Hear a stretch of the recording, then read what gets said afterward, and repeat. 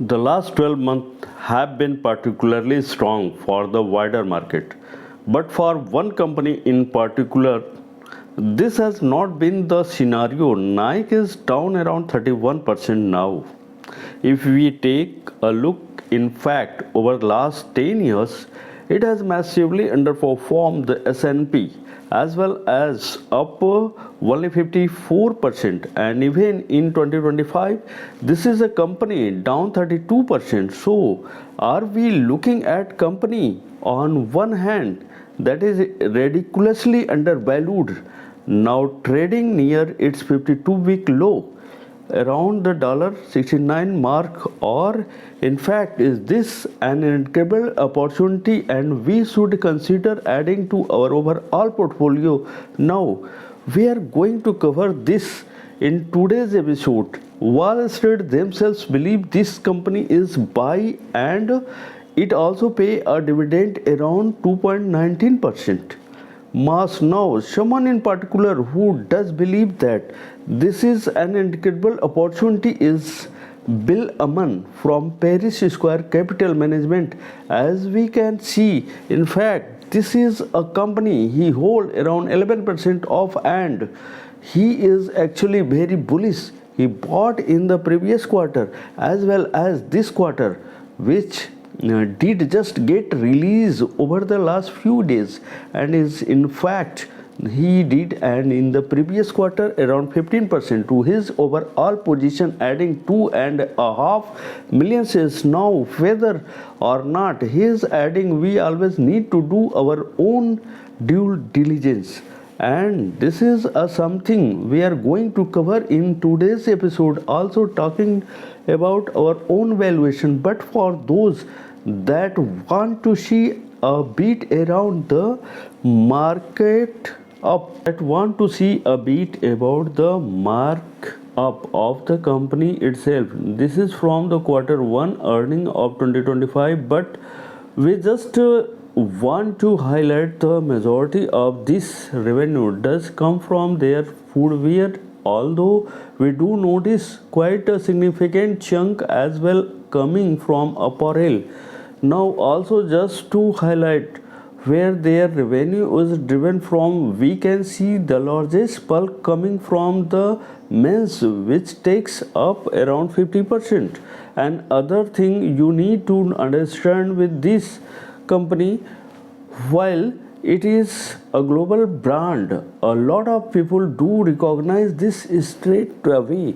They have had to continuously increasing their advertising and promotion cost, now sitting at 4.3 billion. And why we wanted highlight this in today's episode is because in the latest earning, we actually had the CEO complain that retailers have had to give a lot of promotions, and this in turn has led to declining revenue and profit. So even a company with such a global research like Nike, they have to continue to increase their spend and marketing and advertising whilst also increasing their promotion, which unfortunately has not really helped their top line, or in fact their bottom line. We can see this giant has in fact had to rely on promotion to drive their top line sales, and what they ultimately want to do is return their online business to a full price model.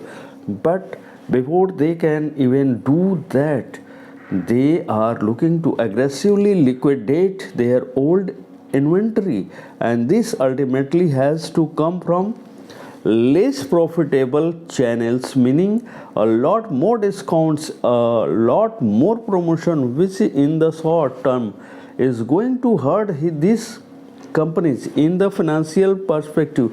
And just to paint a bit more of picture of this company and the issue they are facing, they are saying entering into the year their digital platform, they were delivering roughly a 50/50 split of full price to proportional sales, meaning for example for every one product they are selling at full price, they are also selling another product but at a massive reduction. Now this is tone has not just hurt their top line, but we can even see in the holiday quarter where they do anticipate a large bulk of their sales to come from is affect their gross margins, which they expect to be down around 3 and 32%. They also even expect their sales to be down low double digit, which is a lot worse than what the analyst and original anticipated for at.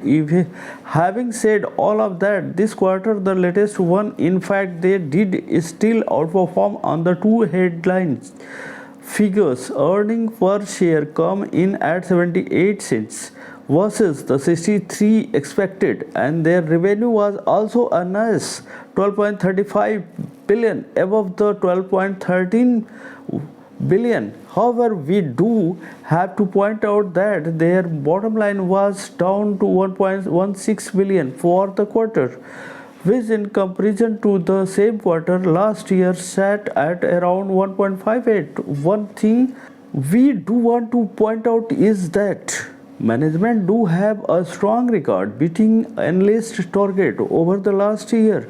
4 out of 4 quarter beats, however, very important as we heard from that earning as well as are anticipated the next 4 quarter all to be decreased to the EPS year on year. In fact, May 2025 EPS of 206, their next full accounting period of 244 means this company, even after that significant drop, it's had is trading at around a valuation on the forward P of 30.2 now.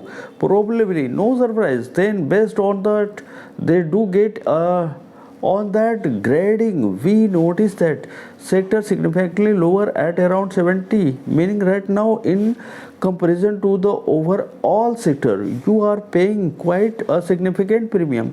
Sometimes though companies do warrant us paying a bit more. We are going to get to our understanding and our conclusion thorough our valuation model, and we can also notice based on 30 basis point it is trading a little bit lower than their 5 years average. Having said all of that, no surprise, no matter which valuation metrics you look at today in comparison to the sector, Nike is trading at a massive premium. Now their growth does sit at diminished.